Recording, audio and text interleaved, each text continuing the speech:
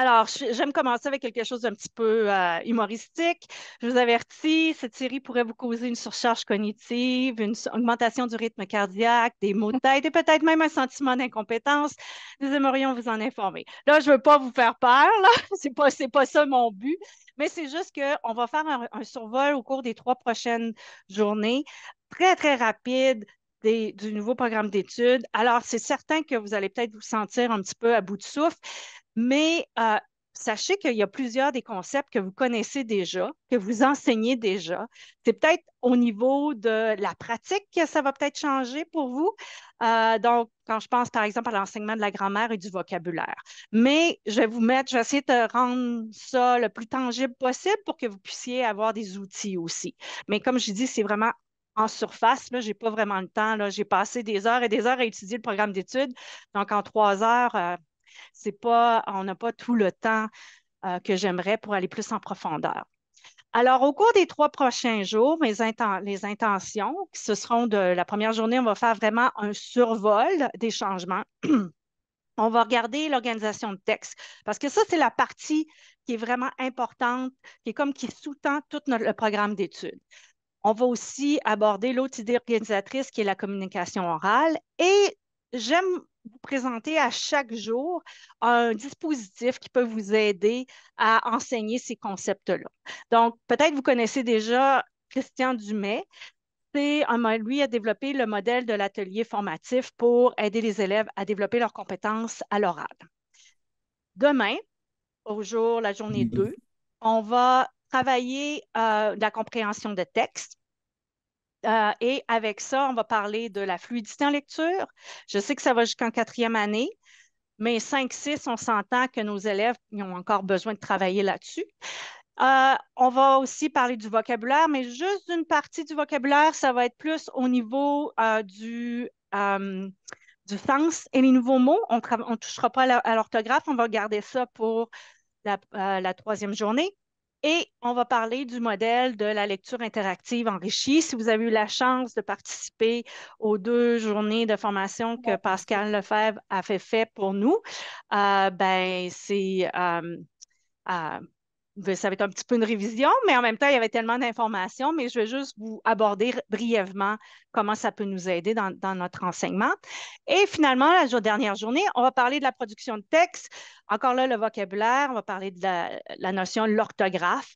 On va parler de la grammaire, les autres composants de la grammaire, et je vais vous parler brièvement encore un survol sur les cercles d'auteurs, à ne pas confondre avec les ateliers d'écriture, c'est pas la même chose mais c'est un autre dispositif qui peut vous aider à vraiment mettre l'oral, la lecture et l'écriture tout ensemble. Et on va terminer avec une activité de clôture. Donc, c'est déjà, il y a pas mal de choses au menu, mais voilà. Euh, donc, je vais vous donner une intention d'écoute, comme on fait avec nos élèves quand on travaille la communication orale. Si on veut qu'ils travaillent leur écoute active, on veut aussi leur donner euh, une intention d'écoute. Parce que c'est pas juste écoute ma lecture, il faut quand même qu'ils sachent, non, on va perdre leur attention. Ici, je vous suggère, OK, au cours des 3 sessions, pensez à ce que vous aimeriez approfondir pour l'année prochaine. OK, on va parler de plusieurs choses. Faites juste garder ça dans votre esprit. Vous ne pourrez pas tout faire, mais juste pour, comme votre intention, qu'est-ce qui, moi, que j'aimerais travailler l'année prochaine puis aller plus en profondeur. Parce que j'imagine que vous avez déjà plusieurs compétences que vous pouvez utiliser là, qui vont être très utiles de ce que vous avez fait de toute façon depuis nombreuses années avec l'ancien programme, qui est encore l'actuel, mais qui va devenir l'ancien l'année prochaine. Alors, ça vient de Pascal Lefebvre. J'ai aimé ce qu'il a dit. Vous n'êtes pas des techniciens, vous êtes des professionnels de l'éducation. Est-ce que ça veut dire ici, si vous cherchez un manuel, ben, vous n'êtes pas à bonne place parce qu'il y en a, ça n'existe pas. On ne pourra pas faire, on va travailler la communication orale, puis on va faire ça aujourd'hui de la page 40 à la page 50. Ça ne marche pas. Ça va avec vos compétences. Alors, aussi, nos élèves nous arrivent avec des connaissances qui peuvent être variées d'une année à l'autre. Alors, il faut toujours adapter notre enseignement. Et aussi, vous avez aussi des compétences, des choses que vous connaissez déjà. Euh, Comme quand on va aborder les cercles d'auteurs, la dernière session, les deux chercheuses qui ont mis ça en place au Québec disaient que ça prend à peu près 3 ans avant de vraiment intégrer quelque chose à un dispositif. Donc, je vous dis, donnez-vous du temps. Vous ne pouvez pas tout maîtriser tout de suite après la première année. Puis je sais que pour les sixièmes années, c'est un petit peu stressant parce qu'on se dit, j'ai un examen à la fin de l'année, mais ça prend du temps, il faut se donner du temps. Vous avez eu, vous avez 4 nouveaux curriculums en 2 ans, c'est beaucoup. OK? Donc, c'est pour ça que je vous suggère de vraiment mettre l'emphase sur une ou deux choses. OK. Oh, OK. Alors, ici, je vous montre les idées organisatrices. Peut-être que vous l'avez déjà vu. Pour comment on les ont fait. On a toutes ces idées organisatrices-là, mais ce n'est pas pour tous les niveaux. Évidemment, l'organisation de texte qui est le parapluie, là, on parle ici de texte, ne c'est pas seulement en lecture, ça peut être des textes numériques ou non numériques, et ça peut être aussi à l'écoute, ça peut être des vidéos. Alors, c'est de la maternelle à la sixième année. Communication orale, super importante. On met vraiment l'accent là-dessus dans le nouveau programme d'études. Le vocabulaire, évidemment, jusqu'en sixième année.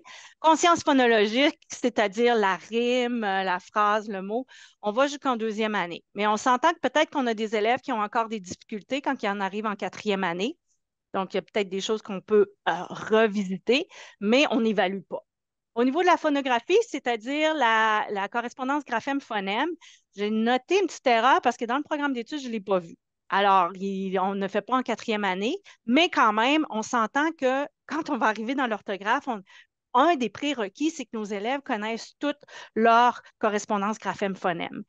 Et ce n'est pas toujours le cas, même en 5 sixième année. Donc, des fois, il faut y retourner. Mais encore là, on ne l'évaluera pas, mais quand même, on peut peut-être s'y attarder aussi. Même chose pour la fluidité de lecture, c'est-à-dire le débit, la prosodie. Ça, c'est quelque chose qu'on va continuer à travailler là, tout au long là, du cursus scolaire. Compréhension de texte et production de texte. Donc, c'est jusqu'en sixième année, de même que la grammaire. Voyez-vous, ça commence à maternelle, la grammaire, parce qu'on le commence à l'oral. OK? Donc, c'est quoi une phrase? Donc, nos élèves, éventuellement, quand ils vont arriver en quatrième année, s'ils ont eu commencé de la maternelle jusqu'à la quatrième année, vont avoir une compréhension et une certaine maîtrise des constituants d'une phrase. OK? Chose que peut-être ils n'ont pas maintenant parce que le programme est un petit peu moins spécifique sur ce qui est et doit être enseigné, alors que là, avec le nouveau programme, on peut voir que c'est beaucoup plus spécifique. Un petit mot sur les progressions des compétences. C'est quelque chose qui sous-tend tout le programme d'études. Puis je vais essayer de faire des liens quand que je vais présenter différentes idées organisatrices pour voir comment les compétences se marient super bien. C'est pas quelque chose que vous allez évaluer, mais c'est comme le savoir-être, le savoir-faire, le savoir-être. C'est super important. Nos élèves, on va leur demander la pensée critique, par exemple. Si on regarde ici, les compétences, la pensée critique, ben, c'est quelque chose on veut que nos élèves soient capables de réfléchir. On veut que nos élèves soient capables de faire aussi la résolution de problèmes. Pensez là, en grammaire, en orthographe, c'est une résolution de problème. J'ai un mot devant moi ou j'ai une phrase devant moi. Quelles sont les règles syntaxiques ou quelles sont les règles orthographiques qui vont faire en sorte que comment je vais épeler le mot ou accorder le mot si je fais plus au niveau grammatical. Recherche et gestion de l'information, bien, encore là, avec l'organisation de texte, la production de texte, c'est là. Quand il faut que j'aille chercher de l'information, est-ce que mon information, je pense que c'est en compréhension de texte, on parle d'évaluer si l'information, elle est juste ou non. Donc, ça, c'est des habiletés qu'on doit apprendre. Communication, évidemment. Collaboration. Dans les dispositifs que je vous présente durant les 3 prochaines journées, il y a beaucoup, beaucoup de travail de collaboration. L'idée ici, c'est qu'on veut que, souvent, nous, comme enseignants, on parle 80 du temps. On devrait faire l'inverse. Nos élèves devraient parler plus que nous. Oui, on est là pour les guider, mais quand même, qu'est-ce qui arrive souvent en 4, 5, 6, c'est qu'on a tellement quelque chose de... On se sent pressé par la pression du curriculum qu'on oublie ses fois. nos élèves aussi, il faut qu'ils parlent, il faut qu'ils pensent à haute voix parce que c'est comme ça qu'ils vont faire des connexions. Et c'est comme ça qu'ils vont aussi non seulement faire des connexions, mais qu'ils vont aussi consolider leurs apprentissages. Donc, je ne passerai pas à travers toutes les progressions, mais, mais vous voyez ici, au niveau de la division 2, c'est vraiment là que vos compétences sont au niveau des différentes compétences générales. On a aussi des compétences en littératie, OK? Même chose ici. Et euh, ici, je vous montre la première, là, qui est de prendre conscience des habitants en littératie dont ils ont besoin pour effectuer des tâches et prendre des décisions. Mais on le voit aussi dans le programme dans le programme de français langue première. Il y a des endroits, surtout en sixième année, on doit justifier nos choix. Donc, il faut que je sois conscient de ce que je vois si je veux être capable de justifier et aussi de comparer. Je vous mets ici le lien pour le document. Vous allez avoir accès à tous ces documents-là. Fait que n'ayez crainte, là. Et les liens sont vivants dedans. Fait que vous allez pouvoir, en cliquant dessus, avoir accès. Donc ça vient du gouvernement, évidemment, sur New Learn Alberta, où on a hop, j'ai quelqu'un. Est-ce que j'ai une question? OK. Euh, donc, on a des changements qui ont été faits. Donc, ça va plus en détail. Mais là, j'ai juste ressorti là, le corps, là. Donc, il y a des choses que j'ai mises en gras ici. On parle de le but ici, c'est qu'on veut que nos élèves soient capables de communiquer à l'oral et à l'écrit. OK? Donc, c'est super important. Donc, ce n'est pas seulement que mes élèves, il faut qu'ils écrivent, il va falloir qu'ils soient capables de parler aussi. On veut en explorant de nombreux textes. Puis on parle même à travers tout le curriculum d'une francophonie plurielle. Donc, ce n'est pas qu'une francophonie albertaine ou québécoise, ça peut être aussi pluriel en Afrique, en Europe. Alors, on veut exposer nos élèves à différentes francophonies pour qu'ils puissent, parce qu'on parle même de registre de langue, on parle aussi d'accent dans le programme d'études. Donc, c'est important que nos élèves soient exposés à différents types de textes de différents endroits. On veut évidemment, la partie importante, c'est de développer une identité francophone parce qu'on sait que ça peut être un défi en milieu minoritaire. Oups. Et finalement, on veut que nos élèves apprennent à apprécier la beauté et la richesse de la langue française et des cultures francophones. Donc, ça, c'est vraiment, là, je dirais, le cœur du programme d'études. Ici, je n'irai pas vraiment tout en détail là-dessus, mais on a des documents de transition. Vous les avez vus en mathématiques, c'est un peu la même chose. Je vais juste aller rapidement sur ceux-là de quatrième année. Vous avez tous les liens, là, mais j'ai déjà mis ceux-là de quatrième année. On regarde aussi au niveau de l'organisation de texte. Donc, ce qui a changé, c'est que maintenant, on utilise le vocabulaire, c'est des textes courants et des textes littéraires. OK? Avant, ce n'est pas la nomenclature qu'on utilisait. Maintenant, ce sont ça. Donc, mes textes littéraires, c'est comme mes textes narratifs, mes histoires, alors que mes textes courants sont plus de type informatif, argumentatif. Donc, c'est vraiment le vocabulaire qu'on utilise maintenant. OK? Donc, vous avez ici, par exemple, ils vous disent comment aider vos élèves à favoriser la transition. C'est certain qu'en quatrième année, vous avez la chance que vos élèves ont déjà eu le programme d'études, au moins une année cette année, en troisième année. Alors peut-être que les choses vont être moins, la transition va être plus facile, alors que peut-être pour 5-6, là, il va y avoir des choses qui vont être importantes à aller revoir. Quelles sont les choses qu'on n'a pas vues dans les années précédentes. OK? Évidemment, je vous conseille d'aller sur le nouveau Learn Alberta où vous avez le programme d'études. Ce que j'aime ici, c'est que vous avez accès au niveau. Vous pouvez mettre deux. J'aimerais qu'il y ait trois, là. Ce serait encore mieux. Parce que comment le programme d'études a été bâti, c'est vraiment une progression. Alors, si vous voyez ce qu'ils ont fait l'année d'avant, ça va être beaucoup plus facile de savoir quelles sont, quand on regarde là, les connaissances antérieures, qu'est-ce que nos élèves ont, avec quoi ils nous arrivent. Alors, si j'ai j'ai accès ici, je suis en 6e année, ben, je sais que pour travailler la grammaire, ben voilà les choses qu'ils devraient maîtriser. Est-ce qu'ils les maîtrisent ou pas, ça c'est une autre chose, mais au moins, je sais qu'on en a déjà parlé. OK? Donc, je trouve qu'avec le programme, sur un nouveau Learn Alberta, ça peut vous aider à faire ça. Ah, on a aussi sur le site de ARPDC qui va changer de nom. C'est quoi, Jocelyne, maintenant? Ça va s'appeler? Est-ce que Et, et, euh, et elle, non, ALPT? ouais, en tout cas, Euh, ça va changer. Mais le lien devrait être pareil. Donc, vous avez, peut-être que vous avez déjà vu le site. On a, si on le met en français, ben, il est déjà en français. Non, je vais le mettre en français. Alors, vous avez toutes les ressources, par exemple en français langue première, vous allez avoir accès. Puis c'est là, c'est ici aussi que les documents vont être affichés. OK? Donc, vous allez avoir accès à les différents documents. OK? Et on a une trousse aussi, on a des documents. Et si vous voulez, je sais que ça, c'est une autre place pour le faire, pour s'inscrire dans des formations, mais vous pouvez aller aussi sur celui du site du consortium, là, c'est beaucoup plus simple. OK. Nous avons numéroté le programme d'études, chose que le gouvernement n'a pas fait et qu'il ne voulait pas faire, et c'est correct. Alors, on a fait un choix de le numéroter. Je le sais que le vocabulaire du nouveau programme d'études, on parle d'idées organisatrices.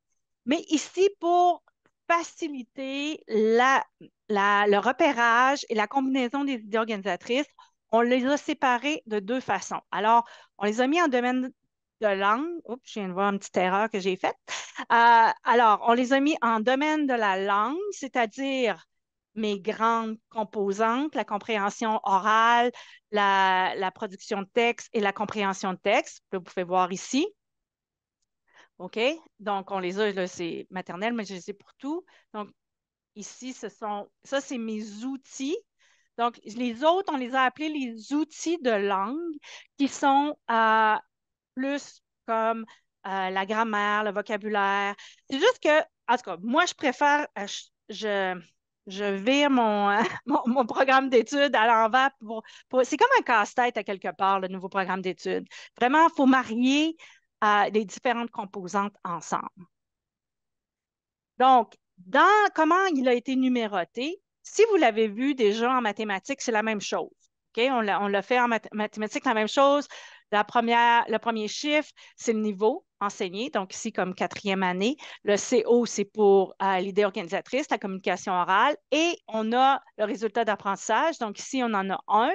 Mais comme par exemple, on va avoir plusieurs rangées euh, de sous-rangées de compréhension. Comme par exemple, en communication orale, il y en a 4. On a l'écoute active, on a la conversation, on a différentes choses. Donc, dans le programme d'études au gouvernement, on n'a pas, on n'a pas écrit les sous-rangées, les titres des sous-rangées.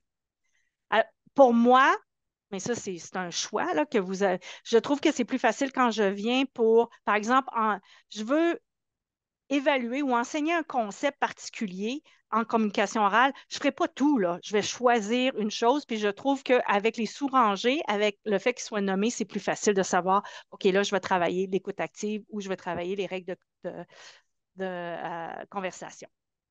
Donc, je fais un rappel ici, que vous savez peut-être déjà. Ce sont les résultats d'apprentissage qui sont évalués, pas les habiletés et procédures. OK? Et ça, c'est les résultats d'apprentissage et ce qui doit être atteint à la fin de l'année. OK? Ça ne veut pas dire que j'évalue, on va voir tantôt qu'il faut que ça soit fait au mois de novembre. OK? On a toute l'année pour le faire. C'est pour ça qu'on parle d'un enseignement en spirale. Nos habiletés et procédures, c'est plus comme le morcellement des résultats d'apprentissage. Comment je vais y arriver? Qu'est-ce que je dois enseigner pour que mes élèves atteignent ce résultat d'apprentissage? OK? Et le programme d'études est vraiment, comme je vous disais, construit pour s'emboîter un dans l'autre. Donc, je vais prendre, par exemple, si j'enseigne la compréhension de texte, je vais peut-être en même temps travailler le vocabulaire. OK? Mais qu'est-ce que je vais évaluer? C'est à moi de décider. Et vous pouvez voir, on va voir aussi avec les verbes, il y a une progression dans le contenu du programme d'études. Pas toujours clair, mais quand même, on voit là, qu'il y a une progression qui est là. Donc, on va aborder notre première idée organisatrice, c'est-à-dire l'organisation de texte. Moi, je l'appelle le parapluie parce que c'est ce qui sous-tend tout notre programme ici. On a, encore là, je me base sur le document aperçu de la matière. Donc, quand on parle de texte, c'est clairement défini comme étant inclusif et diversifié afin d'inclure des formats numériques et non numériques. Okay? Donc, un texte, c'est pas que des livres. Ça peut être des rapports, ça peut être un site web, des diagrammes, des illustrations, des discours oraux et bien d'autres choses. OK? Donc, quand on parle de diagramme, là, ici, là, puis on parle, là, on ne fera pas ça cette année, là, mais de, de jumeler des matières, je pourrais utiliser ça en mathématiques aussi là, pour travailler mes statistiques. L'autre chose qui est importante, c'est que le contenu est clair, précis, présente la fonction. Et là, on parle de caractéristiques et structures. Et on parle, comme je l'ai dit tantôt, texte littéraire et texte courant. OK? Donc, quelles sont les caractéristiques dans mon organisation de texte? J'ai première sous-rangée, OK? Les caractéristiques. Donc, première chose, on va regarder notre résultat d'apprentissage parce qu'on se souvient, c'est ce qu'on va évaluer. Donc, en quatrième année, on va dire les élèves reconnaissent les types de textes littéraires et courants selon leurs caractéristiques et leur structure. Donc, à la fin de l'année, on veut que nos élèves soient capables de reconnaître. Allons voir en cinquième année. Là, on va un petit peu plus loin. Les élèves associent les caractéristiques et la structure de divers types de textes au genre de texte à l'étude. Là, on vient d'ajouter deux choses. On va associer, puis en même temps, on parle de genre de texte. C'est la première fois qu'on va utiliser la terminologie genre dans le programme d'études. Avant ça, on parle de texte littéraire, de texte courant. Okay? Sixième année, voyez-vous, mon verbe, là, là, je vais un petit peu plus loin. Si je regarde, là, ça, c'est basé sur l'échelle de la non, j'ai tout le temps envie de dire taxonomie de Bloom. Alors, c'est les élèves expliquent le lien entre les types et les genres de textes selon les caractéristiques et de la structure. OK. Sixième année, je veux que vous sachiez que avant d'arriver pour expliquer puis comparer, si je ne sais pas, parce que dans l'ancien programme d'études, on n'a pas peut-être étudié ou appris tous les types de textes et toutes les structures. Donc, référez-vous un peu à ce qui s'est fait avant aussi pour aider vos élèves, parce que là, quand on explique, on est rendu dans une façon de faire qui est beaucoup plus avancée cognitivement. Donc, on va regarder nos verbes dans nos habiletés et procédures. Décrire. OK? Ça, c'est un premier verbe. Nommer, on en a plusieurs. Nommer, on en a nommé des caractéristiques. Ça, c'est assez de base. OK? Nommer ou décrire une intention de communication et le public cible de divers textes. Donc, je présente un texte à mes élèves. Ils vont me dire, ben, c'est quoi l'intention de l'auteur ici? Par exemple, si je présente un texte narratif, ben, ça va être pour raconter une histoire donc mes élèves doivent décrire, c'est tout. Ils doivent nommer les caractéristiques. OK? Mais là, on a différents types de textes. On a le type narratif, littéraire, poétique et dialogal.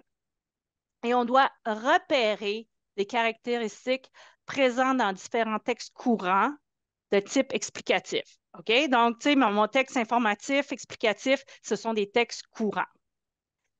Et là, on va un petit peu plus loin.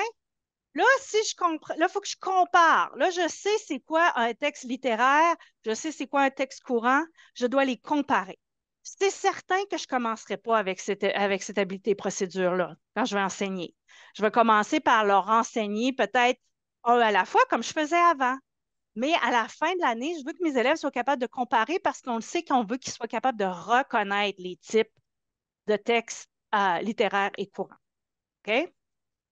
Si vous ne savez pas nécessairement c'est quoi qu'on veut dire par les caractéristiques, par exemple, d'un texte littéraire de type narratif, ben, la section connaissances qui est là surtout pour ce que nos élèves doivent connaître, mais qui est là aussi pour nous guider, pour nous dire c'est quoi, qu'est-ce que ça veut dire, c'est quoi ça mange en hiver, c'est un texte narratif. Alors, je l'ai ici dans ma connaissance, je ne l'ai pas fait pour tout, mais toutes les explications, c'est quoi? Alors, ce qu'on veut, ce que nos élèves sachent en quatrième année, c'est les caractéristiques des textes littéraires. On veut qu'ils comprennent qu'il y a des personnages, qu'il y a des lieux, puis qu'il y a un narrateur.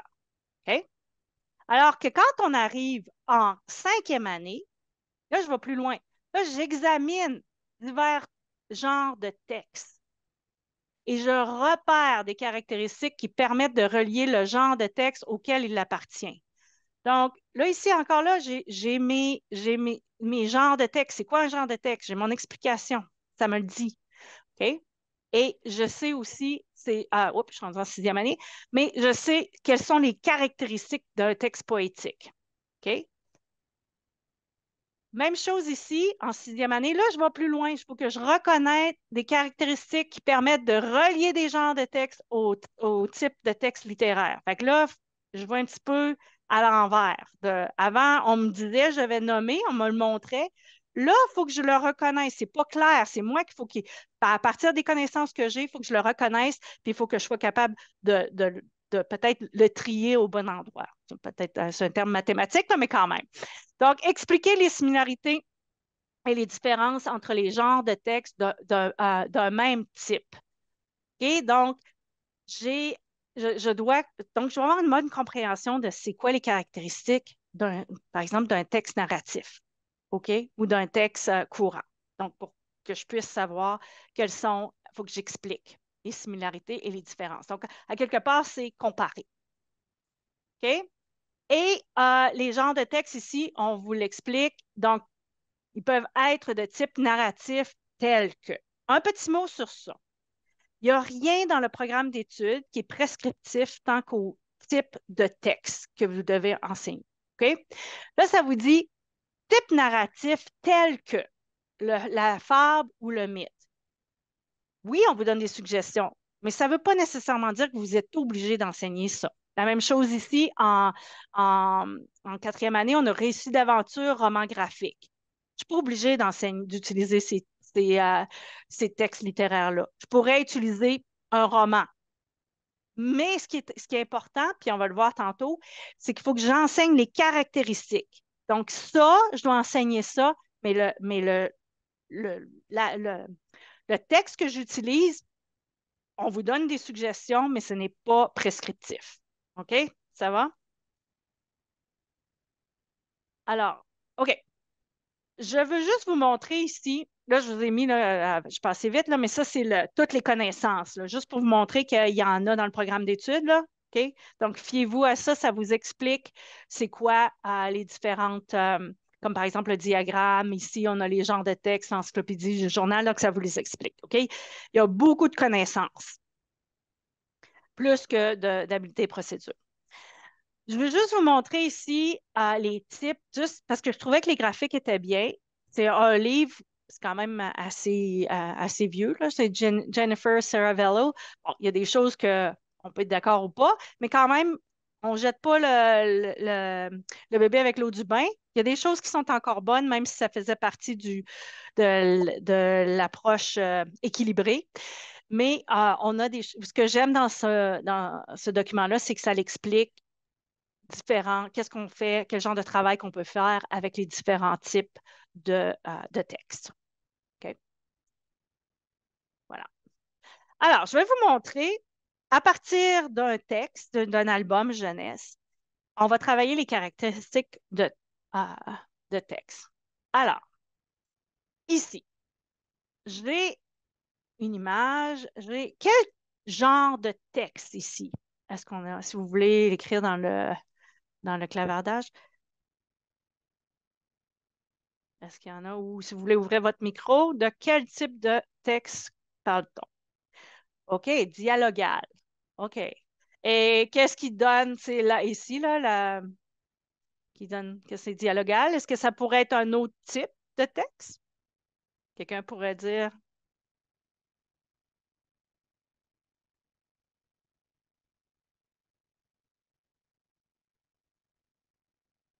Narratif, oui, ça pourrait être narratif. OK. Je vais vous montrer une autre, euh, une autre image. Voyons. Est-ce que ça en vient, mon image? Oh, oups! Ah, je les ai mis les deux. OK. Si je mets cette image-ci, alors, est-ce que c'est encore pour vous un texte dialogal ou un texte narratif? Ça devient quoi?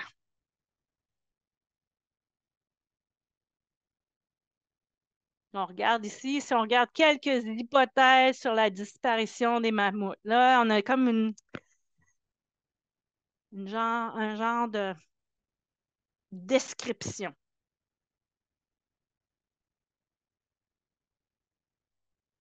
OK? Donc, on pourrait dire ici que c'est peut-être un texte descriptif, explicatif. OK? Et ça vient tout du même livre. OK? Ça vient de ce livre-là. Mammouth Rock. Très, très beau petit livre, là, qui parle, c'est un petit garçon, puis je l'utilise aujourd'hui pour vous montrer différentes choses, mais c'est juste pour vous dire que c'est pas toujours clair dans nos textes qu'on présente à nos élèves, à moins là, que ça soit là, tu sais, un livre informatif sur les chiens, puis là, on voit que c'est vraiment informatif. Mais on a souvent des albums jeunesse qui présentent différentes structures et différentes caractéristiques. OK? Donc, la structure générale, parce que c'est une histoire narrative, il y a une histoire, mais à l'intérieur de ça, on a aussi des caractéristiques qui nous montrent que ça peut être un texte explicatif ou encore informatif. OK, vous voyez? Donc, quand on arrive, surtout en 5e, 6e année, là, c'est important de leur montrer ce genre de texte-là pour leur montrer que c'est pas tout est noir ou blanc. Ça peut être un petit peu plus complexe que ça. Donc, pour en arriver, est-ce qu'il y a des questions, des commentaires, ça va? Non, pas de question. OK, parfait. On continue. Alors, quand on parle maintenant de la structure, on veut ici reconnaître la structure du type courant d'un texte, voyons, la structure du texte courant de type descriptif. Donc, ça, c'est en 4e année. OK? On va repérer les parties de la structure du texte courant de type explicatif. Pourquoi j'ai sorti ces deux habiletés procédures-là? C'est parce que c'est le verbe. Le verbe est super important ici. OK? Parce que en 3e année, j'ai repéré les parties de la structure du texte courant de type descriptif. Oh, même chose ici, mais quel verbe qu'on a utilisé? Reconnaître.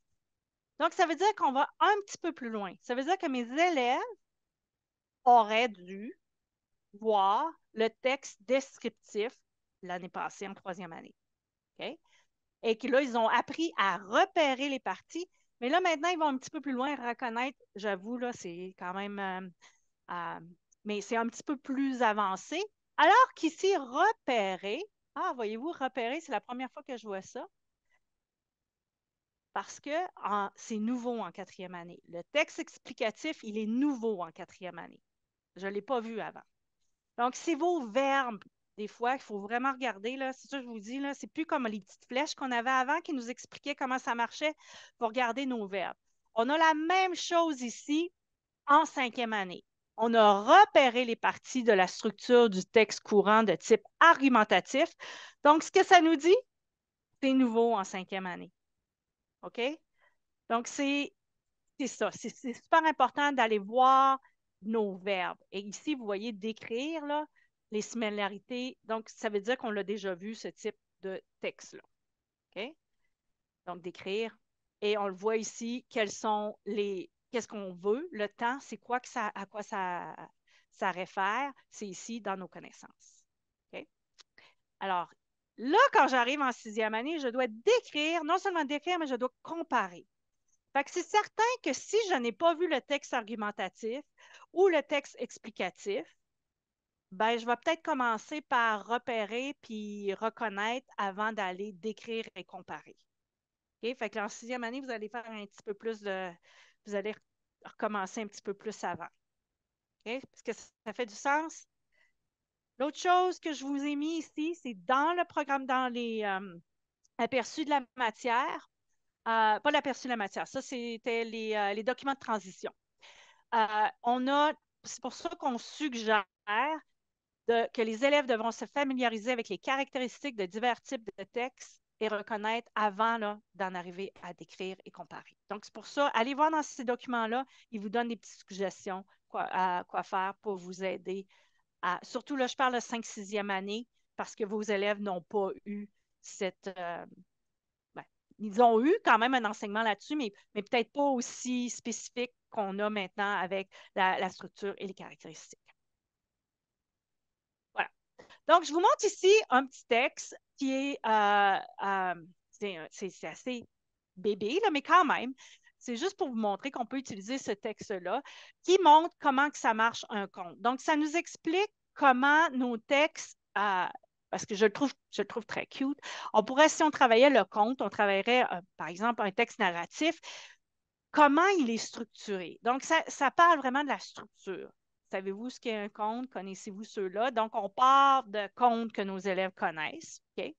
Donc, je pourrais faire un réseau de livres, par exemple, avec des contes, mais c'est sûr que j'y mettrais un petit peu plus avancé. Et là, on montre, bon, c'est quoi l'élément déclencheur? Ben, comment ça commence? C'est quoi le titre? OK? Donc, et là, on vous montre les personnages, on parle de la situation initiale. Donc, c'est vraiment la structure d'un texte narratif qui peut être votre déclencheur que vous pouvez utiliser. Alors, moi, j'aime beaucoup utiliser, pour ceux et celles qui me connaissent, j'adore la littérature jeunesse. Donc, j'utilise beaucoup, beaucoup des textes pour commencer. Puis là, c'est un livre, mais ça pourrait être une image, ça pourrait être n'importe quoi, pour aider nos élèves à aborder un nouveau concept. Voilà. Donc, encore là, je reviens les points importants pour notre organisation de texte. Les genres à enseigner sont facultatifs parce qu'on dit terminologie telle que, elle est utilisée dans le curriculum. Rien n'empêche d'aller chercher un genre de texte dans un autre niveau et de l'enseigner, mais il faut se fier aux caractéristiques à enseigner par niveau quand on fait ça. OK? Pour vous aider, il y a il y a différents documents qui peuvent vous aider. Je ne sais pas si vous connaissez Docoma qui ont créé une liste, surtout pour l'identité francophone, mais il y a plein et en sciences, il y a plein de livres qui pourraient être intéressants à aller chercher, donc les liens sont là. Je viens de créer une liste d'albums jeunesse pour en maths et en sciences, mais tout ça, vous pouvez l'utiliser très bien, par exemple. euh, il y a plein de textes ici, là, tout est interactif là, pour les différents niveaux. Donc, vous allez marier les sciences, parce que les sciences, l'année prochaine, ça s'en vient aussi, puis ça va être assez lourd. Alors, pourquoi pas joindre l'utile à l'agréable et utiliser un texte qui pourrait travailler. Puis des fois, là, je vous ai mis là, les autres pistes euh, d'exploitation que vous pouvez utiliser. Il y a des textes informatifs, il y a des textes explicatifs, il y a des textes littéraires. Donc, il y a une variété de textes par niveau. Puis, vous pouvez voir aussi, là, à 5e année, vous pourrez utiliser ce texte-là pour travailler votre organisation de texte, puis en même temps, travailler un aspect des sciences. Donc, voilà, vous allez avoir le lien. Il y a le site J'enseigne avec la littérature jeunesse qui est super bien fait. Si vous ne le connaissez pas, je vous suggère d'aller le voir. Ils ont plein d'idées, il y a même des planifications. Je sais que c'est différent, c'est au Québec, mais quand même, ça vous donne des idées, puis ça vous donne des listes de livres qui pourraient être intéressantes.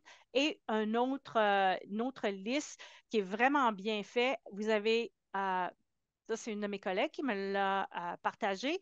Alors, vous avez tous les titres des albums. Ça vous dit sur quoi on travaille. Bon, par exemple, vous voulez travailler des réactions avec des albums sans texte parce qu'on va travailler aussi en compréhension de texte, les réactions. Donc, vous avez une liste de textes qui est là. Donc, il y en a plein de textes. Des fois, trop, c'est comme pas assez, mais il y en a qui sont là pour vous aider. Il y a une question, Oui, Élise, une oui, question d'Adèle qui dit, oui. est-ce qu'on pourra avoir des exemples des différents types de textes? Je ne suis pas certaine de comprendre la différence entre un texte descriptif et un texte explicatif.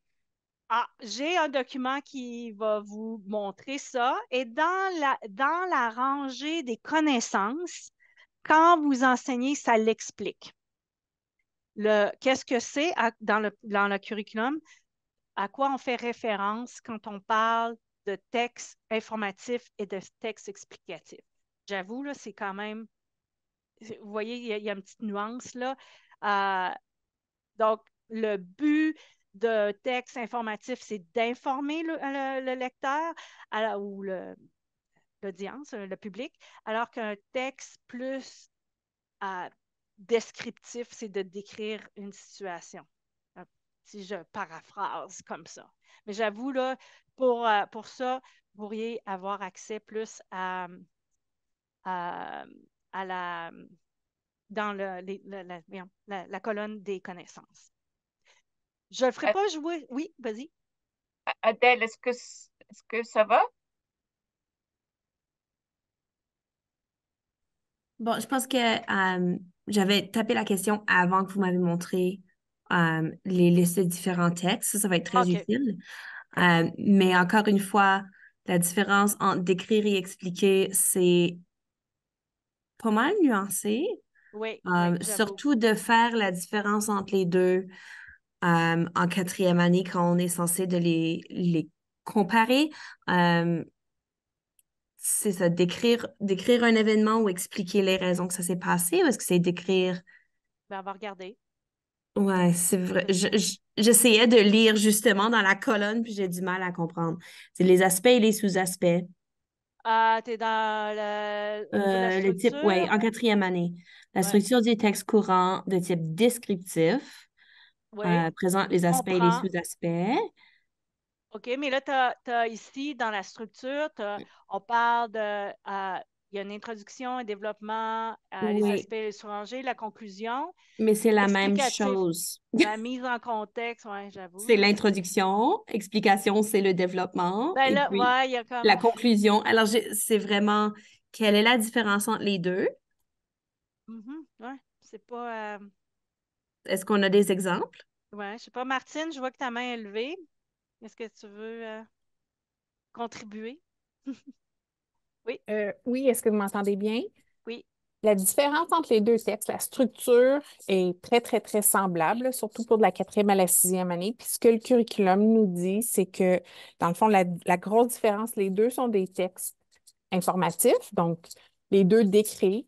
La seule différence, c'est au niveau de l'intention, où le texte informatif va tout simplement, le texte descriptif, pardon, va décrire, mais la nuance avec le texte explicatif, c'est que souvent, la description va viser à répondre à une question comme pourquoi ou comment. Fait que c'est comme la grande différence. Donc, c'est plus dans l'intention. Je ne sais pas si ça fait que, par exemple, un texte descriptif pourrait être je sais pas moi, les arcs-en-ciel. Les arcs-en-ciel décrit les arcs-en-ciel, mais si le texte, par exemple, répondait à la question je sais pas, se forme un arc-en-ciel, mais là, ça répond à la question comment. Donc là, la description du phénomène serait en vue de répondre à la question le comment ou pourquoi. Je sais OK. pas si Alors, ça l'aide. si je comprends bien, disons qu'on parlait à propos de euh, comment les lièvres changent de couleur. Disons qu'on parlait à propos des lièvres des prairies, par Mhm. exemple. Un descriptif dirait tout simplement qu'ils changent de couleur en hiver, tandis que explicatif expliquerait pourquoi ou quels sont les avantages. Oui, pourquoi un lièvre change de couleur ou OK. oui, c'est ça. Oui, puis fait que dans le fond, le texte descriptif, ça pourrait peut-être être un texte à propos des lièvres. Puis il pourrait avoir des sous-sections comme par exemple l'habitat, justement le changement de poil, mais Mhm. ça dépend encore de l'intention du texte. Donc, pourquoi est-ce que l'auteur l'écrit? Est-ce que c'est pour tout simplement informer à propos de quelque chose ou pour répondre à une question un peu plus poussée comme comment et pourquoi? Alors, c'est très possible d'avoir un texte explicatif à Mhm. l'intérieur d'un texte descriptif ou vice-versa. OK, Exact. c'est bon, merci. ouais, c'est comme le livre que je vous ai montré tantôt. Tu sais, il n'y a rien qui est coupé dans le. Tu sais, c'est ça. Hein? Il n'y a rien qui est noir et blanc. Et c'est pour ça qu'il faut enseigner à nos élèves euh, les différentes caractéristiques. Voilà. OK. On était rendu où? Je vais montrer les documents. Ça, je vous le montre. Je ne vous le ferai pas jouer, mais c'est juste pour vous faire le lien entre la prochaine idée organisatrice, comment la littérature jeunesse peut aider l'enseignement de l'oral. Puis là, je vous ai montré un petit peu là, avec euh, les différents textes. Celui-ci, par contre, je vais vous le montrer. C'est développement des compétences à l'oral en milieu minoritaire. Ça, je trouvais ça super intéressant parce que on, même si on l'a enseigné, l'oral, mais des fois, on prend pour acquis que nos élèves connaissent la langue, mais, euh, mais ce n'est pas toujours le cas. Et c'est la même chose, même si c'est une langue première. Alors, le problème avec ici, c'est que je vous ai mis le lien aussi pour. Il y a tout un document ici que Christian a qui est super bien fait. Puis là, vous avez accès à plein de vidéos, mais celle-là, je ne pouvais pas la mettre directement en lien, là. Alors, je vais vous. Attends une minute, c'est celle-là. Je vais la mettre. Oh, attendez une minute, je vais m'assurer que je présente. Bon. Ah, voyons, j'ai perdu ma barre. Ici. Alors que je vais share. Partager. Ah, voilà. OK. On va. Je vais vous montrer. Voilà. En contexte minoritaire, il est important de développer les compétences à l'oral, notamment en raison de la question de la construction identitaire, mais aussi parce que l'oral est présent partout à l'école. C'est vraiment le véhicule utilisé dans l'ensemble des disciplines et le fait de développer l'oral, d'amener les étudiants, les élèves à développer leurs compétences va leur permettre de mettre des mots sur leurs pensées et de favoriser le développement de l'ensemble des compétences en littératie. Donc les élèves pourront s'exprimer, faire part de leurs difficultés, de leur incompréhension. Donc, le développement de la compétence à l'oral en milieu minoritaire est vraiment une porte d'entrée pour l'ensemble des disciplines. Et ça permet aussi aux élèves de fonctionner, oui, à l'école, mais aussi en dehors de l'école lorsque c'est possible. En milieu minoritaire, une des raisons pour lesquelles on devrait passer beaucoup de temps à développer la compétence à communiquer oralement, c'est notamment parce que l'oral sert de véhicule pour les apprentissages, tant au niveau quand l'enseignant parle, mais aussi quand les élèves parlent. Si je ne comprends pas, je dois être capable de formuler mon incompréhension, je dois être capable de mettre des mots sur ma pensée. Donc, en milieu minoritaire, le français n'est pas toujours parlé en dehors de la classe et un des seuls moments où on peut parler en français, c'est souvent en classe. Donc, il faut laisser la possibilité aux élèves de parler, d'interagir entre eux et de faire en sorte qu'ils puissent apprendre à pouvoir dire qu'ils ne comprennent pas, à pouvoir utiliser la langue orale, pas juste dans le cours de français, mais autant en mathématiques, en sciences, même en éducation physique. Parce que les apprentissages que je vais faire en français, en classe de français, par exemple, apprendre à reformuler, à justifier, peuvent être réutilisés partout. Donc, la langue orale est vraiment le véhicule qu'on va utiliser dans l'ensemble des disciplines, d'où l'importance d'amener les élèves à comprendre son importance, mais aussi que ça peut les aider dans leur réussite, dans leurs apprentissages. Plus je vais être capable d'avoir une pensée claire, de formuler mon opinion, mon propos, ma pensée avec des termes que je maîtrise, plus ce sera facile de faire part de mon incompréhension, de mes besoins, de mes propos. Donc, c'est vraiment, je reviendrai encore au véhicule, c'est le véhicule par lequel on fait tous les apprentissages, d'où la nécessité de pouvoir l'utiliser, de le mettre en pratique partout. Voilà. OK. Donc, j'aime beaucoup le travail de Christian Dumais. C'est très, très bien fait. Puis je vous partage plus tard euh, sa, euh, son dispositif là, sur l'atelier formatif. Alors, quand on va revenir à notre curriculum, parce qu'il a bien posé le fait que l'oral est à la base de tout. Et dans le programme d'études, on a 5 sous-rangées. Donc, on a, comme on a vu tantôt, l'écoute active, on a la conversation, on a la présentation orale, on a l'aspect de la langue française et culture francophone et la tradition orale qui est ici plus au niveau des Premières Nations et des Métis et des Inuits. Donc, juste une petite citation ici. Le plus fondamental de tous les besoins humains est de comprendre et d'être compris. La meilleure façon de comprendre les gens est de les écouter. Donc, souvent, quand on parle de compréhension de communication orale, on va parler beaucoup de production orale, parce que c'est souvent ça qui est plus facile à évaluer. Mais écouter, c'est super important aussi. Et nos élèves, il faut qu'ils apprennent à écouter. Dans le programme d'études actuel, ce qu'on met en avant, on parle beaucoup plus de comportement. C'est pas juste écoute, on donne des comportements. Alors, ici, si on regarde, j'ai juste ressorti là, quelques habiletés procédures. Là, je ne suis pas allée tout en détail. Euh, donc, ici, je vais, au niveau de la 4e année, démontrer une écoute, une ouverture envers la façon dont chacun s'exprime en français. OK? Donc, ça veut dire aussi, ben, je vais accepter que quelqu'un peut-être va avoir un accent ou peut-être quelqu'un va s'exprimer d'une autre manière parce qu'il vient d'ailleurs ou peut-être que son français n'est pas aussi fluide que le mien. Donc, on veut vraiment que nos élèves soient capables de démontrer une ouverture. Alors qu'en 6e année, on veut aussi, j'avais mis, c'est plus au niveau de distinguer le registre de langue courant et le langue familier, de même que reformuler les propos entendus dans ses propres mots.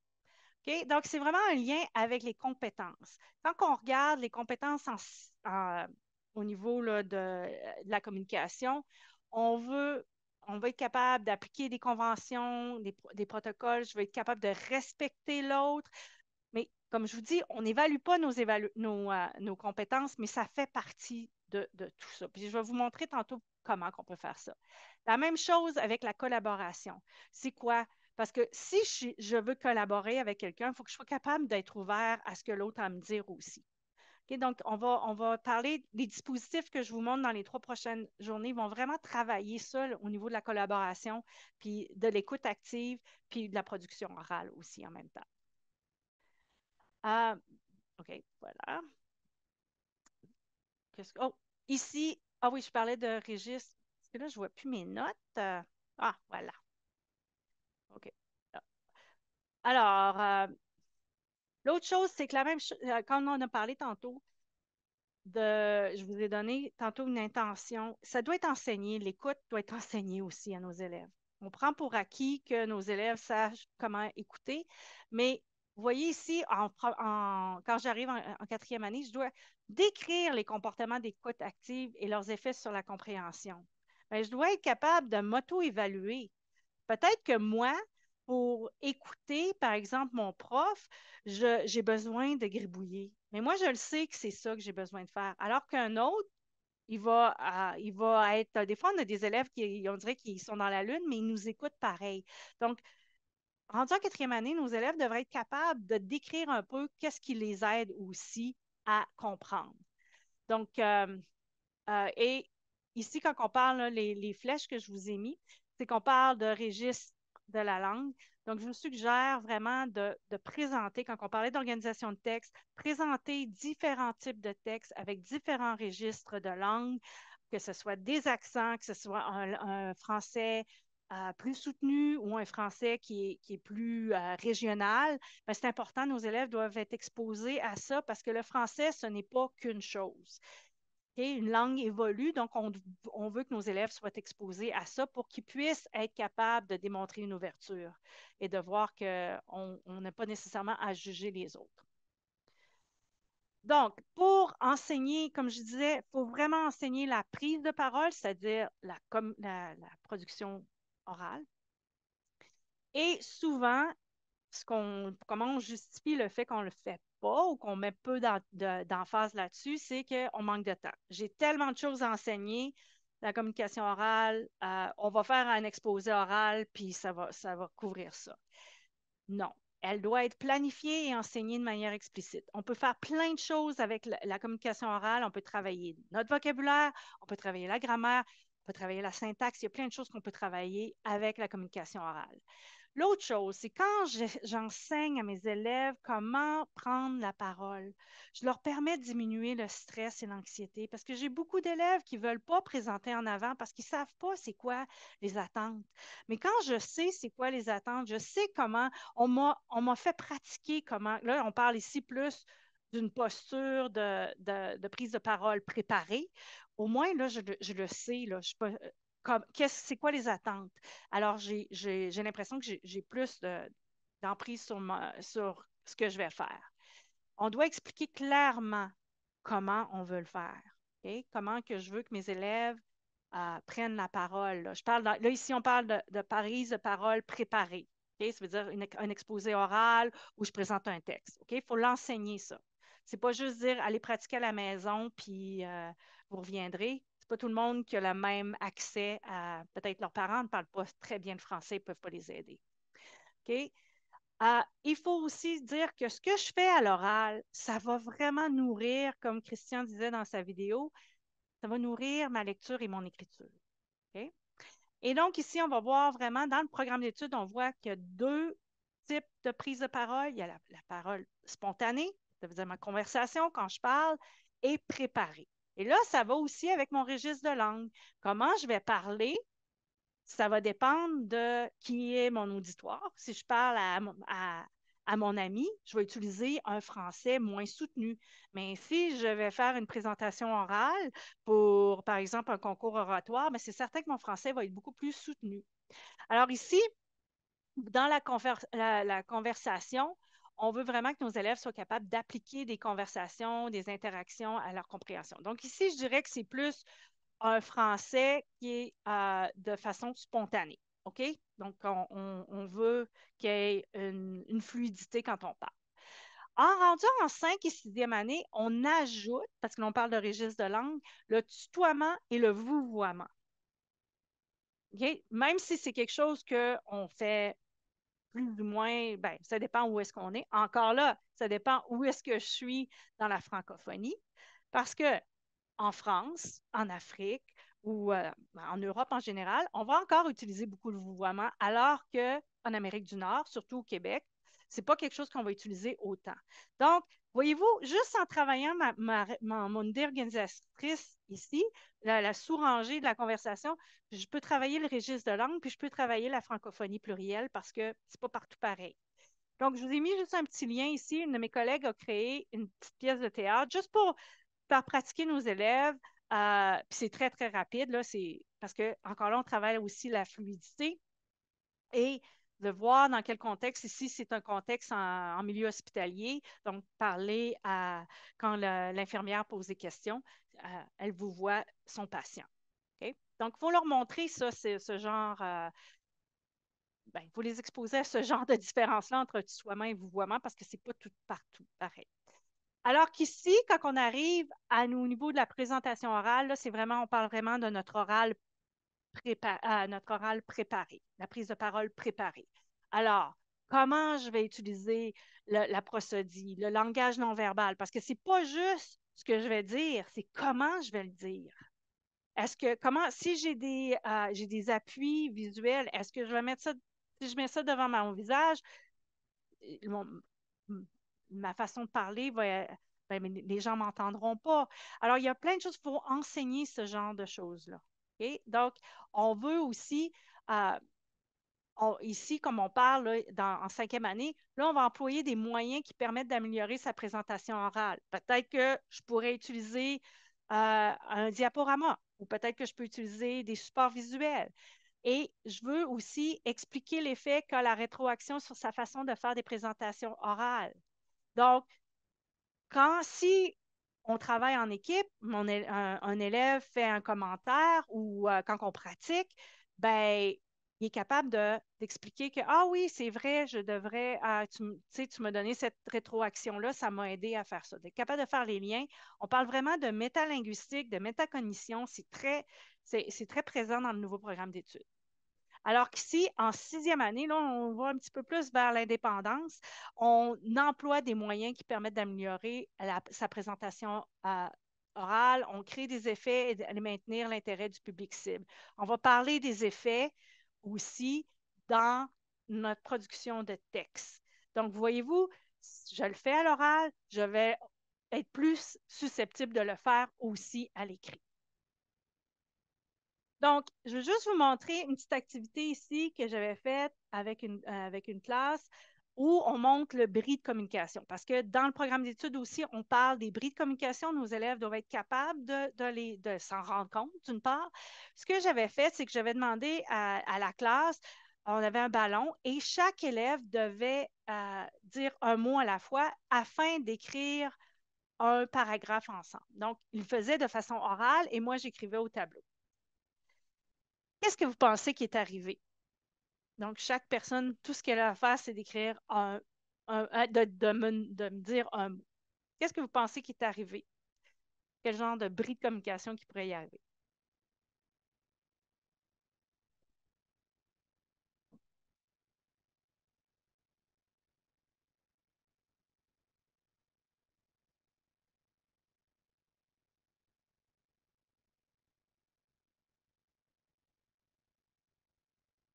Si vous faisiez ça avec vos élèves en classe, vous leur demandez un à la suite de l'autre, OK, les élèves ne s'écoutaient pas. Là, ils ne parlaient pas tous en même temps parce qu'on avait un ballon, donc à chaque fois qu'il y avait le ballon, la personne, il passait le ballon, puis quand tu avais le ballon, tu devais dire un mot. Ah, les mots ne suivaient pas la syntaxe d'une phrase. Plus concentré sur le ballon, oui, ça, oui, ça se peut aussi. Alors, toutes des bonnes réponses, parce que je veux juste vous montrer ici. Alors, donc, ça a bien commencé. Les petites fourmis mangent, OK? Là, ensuite, c'est devenu une nomenclature de noms communs et là, c'est vrai, le message n'avait pas de sens, puis c'était juste de dire des mots, OK? Donc, ça, on va y revenir à cette activité-là parce qu'à partir de ça, on a fait une activité de classe de mots. Là, vous pouvez voir ici là, on a parlé des classes de mots. Qu'est-ce qui nous manquait? Parce qu'ici, on avait pas mal toutes les constituants d'une phrase, mais ici, tu sais, il me manquait des choses. Là, ça ne marchait pas. Là, je perdais le sens parce que il me manquait des éléments dans ma phrase.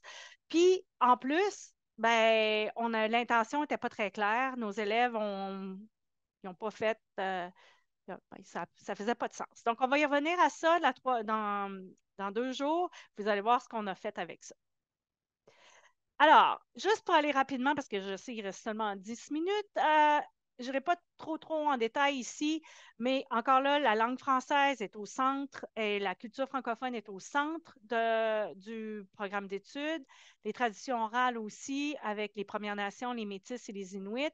Si vous ne connaissez pas ce site-là, Valoriser l'esprit, il y a plein de choses qui pourraient vous intéresser, puis c'est en français pour vous donner des idées au niveau, là, par exemple, le cercle de parole ou comment utiliser là, différentes approches des Premières Nations.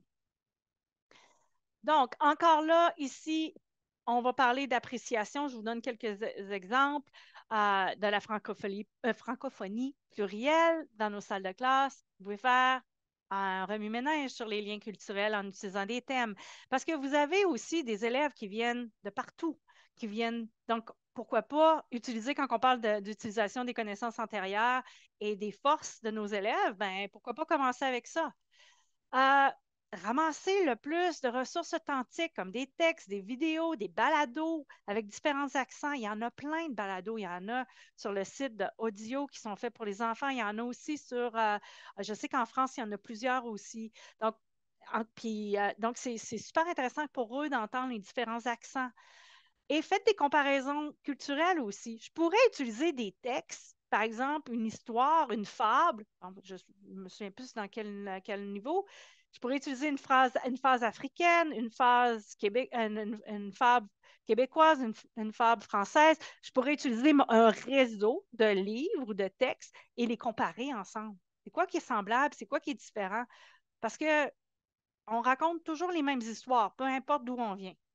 Okay? Donc, c'est important pour nos élèves de voir ça aussi. Donc, il y a une vidéo ici que je vous mets. Ça a été créé par Edmonton Public et c'est Roger Dallaire, que vous connaissez peut-être, qui raconte au niveau là, de la francophonie albertaine et la tradition orale. Donc, vous pourrez y avoir accès. Voilà. Aussi, je voulais vous montrer un exemple de Stromae ou Stromé. J'ai eu la chance de le voir à Vancouver. Stromae. Je l'ai vu à Vancouver, il est fantastique. Mais ici, je vous le mets parce que ça vient de, je sais que c'est en anglais, mais c'est NPR parce qu'il est super populaire partout dans le monde. Alors, c'est important que nos élèves voient aussi que même si je parle français, ben, puis que je chante en français, je peux être une vedette internationale. OK? C'est pas juste en anglais, c'est pas. Donc, quand je vous ai juste mis des petits exemples comme ça. Excusez-moi. Bon, voilà. OK. 5 minutes pour parler rapidement du dispositif de Christian Dumais. Je vous ai mis le lien ici avec toutes son site, avec toutes les choses. Ça s'appelle le modèle de l'atelier formatif. Alors ici, ce qu'on va faire, c'est qu'on va vraiment juste regarder au niveau de l'élément déclencheur. Okay? Ici, je vous ai mis aussi un lien avec, c'est un document qu'il a publié, c'est au Québec, mais vous avez plein d'idées pour comment déclencher des déclencheurs de parents. Donc, on va regarder au niveau de l'élément déclencheur quand je commence à faire, à présenter un concept. Là, on va travailler ici un aspect de la conversation. Je commence toujours par un contre-exemple, okay, dans son modèle. Okay? Et là, ensuite, là, il va présenter le modèle, le bon exemple. On va faire un point sur les états des connaissances, les connaissances antérieures. Il va y avoir un enseignement explicite. Ensuite, il va y avoir une mise en pratique. Il va y avoir un retour. Et ce que j'aime, il y a vraiment une activité métacognitive. Voyez-vous, on touche presque à on touche à tous les aspects qui sont dans le programme d'études. Donc, en suivant ce dispositif-là. On va aller voir avec un texte. Je vous ai mis ici la conversation juste pour un rappel. Alors, on va regarder au niveau de la question ouverte et le bris de communication et les règles de conversation. OK? Je vais vous montrer un texte. Alors ici, je vous montre, je ne vous poserai pas les questions, je vais aller rapidement. C'est un contre-exemple. Encore là, c'est du même livre que j'ai pris, Mammouth. Vous voyez tout ce que je peux travailler avec un livre. Alors, ici, on voit vraiment un contre-exemple de conversation. Le jeune essaie de raconter parce qu'il va faire une présentation orale sur son mammouth et ses parents sont là, mais il n'y a pas vraiment de communication. Donc, ici, je ferais un peu comme à la manière on appelle ça des causeries mathématiques. C'est un peu la même affaire, là. C'est que j'utilise une image, puis là, je pose des questions à mes élèves. Qu'est-ce que vous remarquez? Donc, on peut voir ici qu'est-ce qui marche, qu'est-ce qui ne marche pas. Et ici, après avoir discuté, je vais leur montrer des exemples, encore dans le même livre, qui vont montrer un exemple de bonne communication. Donc, ici, dans la bulle, je vois qu'il pose une question ouverte. Là. On peut s'entendre là, au niveau sémantique. Là, dans le programme d'études, on parle de oui et non, là, qu'il ne doit pas répondre par oui et non. Donc, il a posé une question. Pourquoi tu n'as pas essayé le jardin derrière chez la vieille Madame Pointu? Parce qu'ici, notre jeune garçon est en train de raconter comment il a découvert son mammouth. Et donc, on peut voir que l'élève était attentif à son discours parce qu'il lui pose une question. Même chose ici, un autre exemple, parce que les élèves sont tellement engagés dans la présentation de ce petit garçon-là, peut-être moins la dame un petit peu moins, on peut voir ici, puis on pourrait parler de ça. OK, est-ce qu'ils ont tous le même rapport au discours qui est donné? L'enseignante ici n'a pas l'air très, très contente. Là. Elle a les bras croisés. Donc, on peut parler de toute cette partie-là de non-verbal, de paraverbal, qui nous donne aussi des signes de est-ce que j'écoute ou j'écoute pas. Okay? Alors, encore là, ça vient de ce livre-là. Et d'autres composantes qu'on peut travailler avec du même livre, ben, on a parlé tantôt des textes dialogales, des textes explicatifs. On peut travailler le vocabulaire, on peut travailler la compréhension de texte, la ponctuation. Vous voyez ici, dans cette phrase-là, je pourrais sortir cette phrase-là parce que quand on va voir la grammaire, on va parler de déplacement, on va parler de l'utilisation de la virgule aussi quand on parle de ponctuation. Alors, vous voyez dans cette phrase-là, tout au long de la vie, là, pourquoi j'ai utilisé ma virgule là? On pourrait est-ce qu'on pourrait reconstruire cette phrase-là d'une autre manière? Est-ce qu'on changeait le sens? Ou si on le réécrivait puis qu'on changeait les parties de la phrase, les constituants de la phrase? Oh, est-ce que ça change le sens? Vous voyez, là, je suis en train de travailler toutes sortes de choses avec le même livre. Je n'ai pas besoin d'avoir 50 livres Et l'autre chose, parce que dans ce texte-là, on parle justement, il y a une méthode scientifique pour découvrir son mammouth. Ben, les sciences, ça peut être un livre qui se marie très bien avec les sciences. Alors, ça, je vous le laisse. On ne le regardera pas. C'est encore Christian qui nous explique. Et, oh, j'ai pas le temps, malheureusement. Je veux juste vous montrer pour demain. Alors, on va travailler la compréhension de texte, la fluidité en lecture, le vocabulaire, la grammaire. Et ça, on va aussi aborder le dispositif de lecture interactive enrichie.